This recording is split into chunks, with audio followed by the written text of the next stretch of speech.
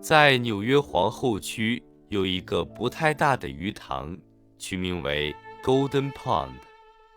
在夏季，水面上铺满了长着白花的睡莲。早上8时半左右，一只美洲绿鹭就会出现在池塘的沼泽地或突出水面的树枝上。它会一动不动地注视着水面，凭着它那非凡的目光及感觉，耐心地等待着鱼儿靠近，然后突然出击，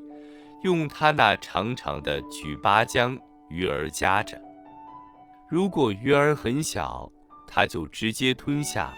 若鱼儿较大，它就将鱼儿叼起，调整鱼儿在举巴中的位置，然后将其吞下。美洲绿鹭，英文名 Green Heron， 它具有墨绿色的冠，从下颌到胸部中央布满白色纵纹，耳羽和颈部两侧都是栗褐色，下半身则呈油绿蓝绿色，十分具有可观性。